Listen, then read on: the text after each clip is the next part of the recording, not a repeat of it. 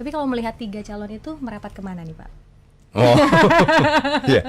Secara pribadi saya lebih klop mendukung Mas Ganjar. Mas Ganjar ya. Pak ya.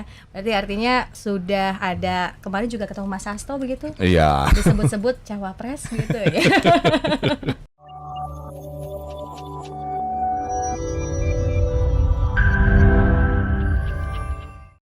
Melihat situasi politik kita di mana sudah tinggal 7 bulan lagi nih Pak. Iya. Ini apakah Bapak merasakan euforia atau memanas atau gimana nih Pak Andika?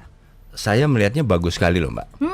Karena dari paling enggak dari 3 calon presiden yang sudah mendeklarasikan, ini kan kelihatannya semuanya sangat fokus dan sama sekali menghindari.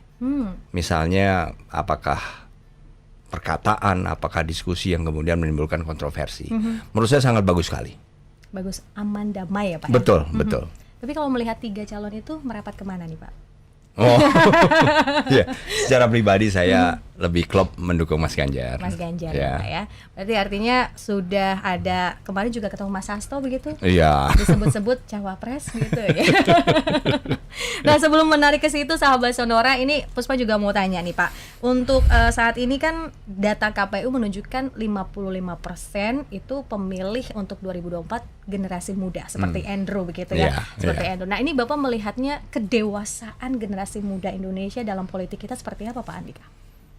Menurut saya tergantung dari leadersnya atau tokoh-tokohnya. Ya.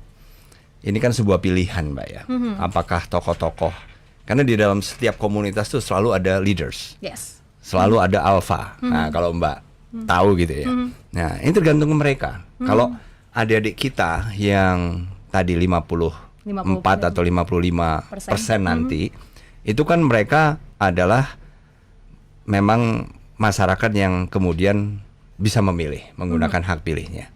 Tapi selama leadersnya atau pimpinan mereka, siapapun itu, kemudian membawa mereka dengan tone yang kalem, yang kemudian selalu bernuansa positif. Menurut saya mereka pun akan memberikan kontribusi yang positif juga kepada perkembangan negara kita.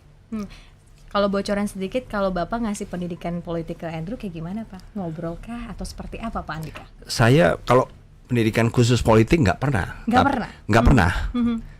Tapi bahwasannya saya mengajarkan nilai-nilai.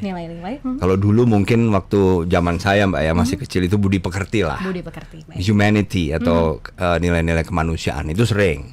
Hampir setiap kesempatan kita ngobrol sambil makan selalu ada aja. Tapi artinya tidak mengarahkan gitu ya Pak ya? Oh enggak. Kalau politik enggak. Enggak ya Pak? Nah tapi biasanya kalau ngobrol sama anak-anak, apalagi mengenai pendidikan, kita tahu kemarin baru wisuda dan sebagainya. Bahwa melihat pendidikan di Indonesia ini kayak gimana sih Pak? Ya pendidikan pemerintah kan memang sudah berusaha, saya yakin Mbak. Mulai dari Presiden pertama, Presiden Soekarno sampai dengan Presiden Jokowi, semua sudah berusaha. Tapi memang average years of schooling, jadi rata-rata lama sekolah yang dialami atau dijalani masyarakat atau anak-anak Indonesia itu sampai sekarang masih kurang dari 9 tahun. Jadi memang ada yang sudah sampai dengan kuliah, apalagi sampai S3, tapi average atau rata-rata itu yaitu faktanya. Sehingga dari situ kelihatan, Mbak Puspa tadi tanya gimana pendidikan di Indonesia. Yaitu adalah PR setiap pemerintahan yang sudah dikejar oleh pemerintah demi pemerintah dari pertama, dan pemerintahan ke depan pun tahun depan itu juga salah satu. Yang penting targetnya mungkin masing-masing ya, masing-masing pemerintah. Tapi yang jelas kalau sekarang ini average atau tahun 2002 average years of schoolingnya masyarakat Indonesia itu 8,69 tahun Mbak. Maka pemerintahan ke depan harus di atas itu, harus lebih baik.